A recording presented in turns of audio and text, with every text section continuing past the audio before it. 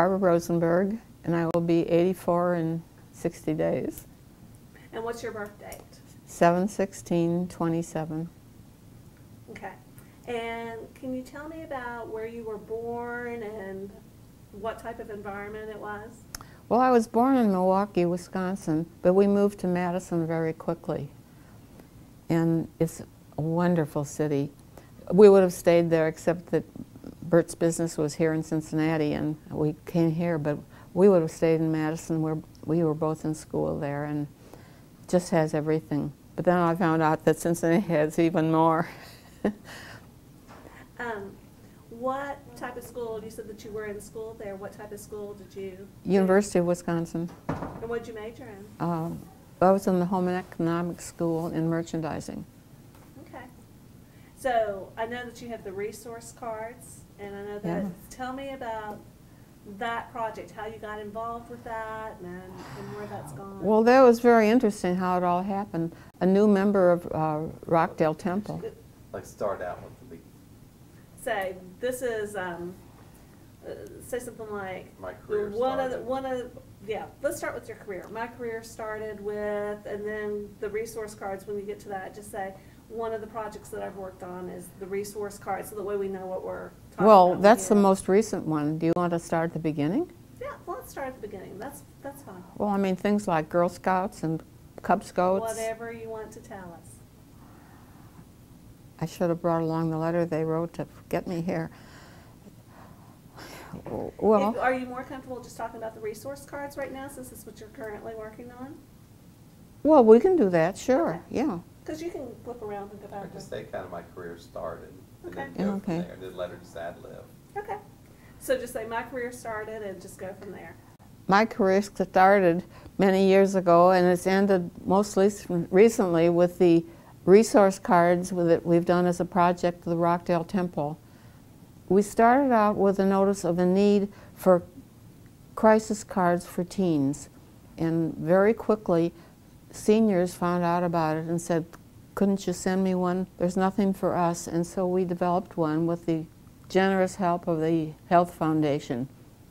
Previously, the Neediest Kids of All has done the children's card, but they couldn't do it, but they said, it's a good idea, and they gave me the phone number of who to call, and in 2 minutes over the telephone, we had a very generous grant from them. And that's been going on now since, it's about 20 years, I think. And we've distributed over 2 million cards, including, besides the senior and the teen. The next thing we did was one for the homeless. And then the Health Foundation said, would we change the use of their funds briefly? Their focus was going to be on the Hispanic community. The Hispanic community. And so of course we were happy to do that, and that's been very well received. And after that, let's see what came next. Well, a repeat of the senior card just happened because we didn't use the funds for a year, for 6 years actually. And in November of this year, we printed 27,000 cards at Thanksgiving. The first batch of them went to the free store, food store. 900 of them. And they distributed them with all their Thanksgiving dinners. And then they've gone to other places like, it's called Wesley. I don't know if it's a senior, anyway. They've distributed loads of them with their Meals on Wheels. And what else can I tell you about that? Oh, I know what I want to tell you. The most exciting thing, and I think probably the most important thing we will ever do, is we're working with the VA now for a resource card for returning veterans. And they're so comprehensive about it that well, man and woman were working, and he was talking about the card, and she said, well, we have to have one for women too. And so we will have that available, and hopefully by the end of May, if everything goes right. You never know.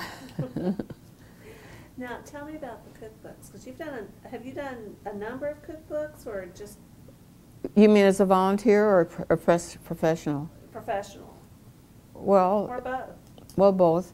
The main thing is I did as a volunteer were the 3 cookbooks for Rockdale Temple, and one of them is one of 3 that Sally worked on, and it started well with one called In the Beginning, and then it was so successful that we were told to write Beginning Again, and I think that's where Sally got into it, at Beginning Again.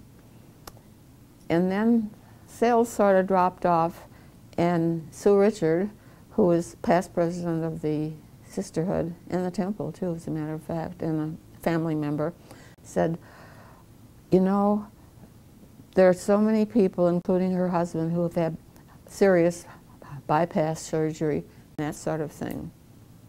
So we wrote the most recent one called Beginning Light. And frankly, it's not been the bestseller. People want the pig out books. But it worked out, and we're still distributing them. They're out of print now, but there's still demands for them, and there's some at the temple, and I have some that I keep available. And I brought one of those. Oh, Sally must have that, though. Anyway, yeah. Okay.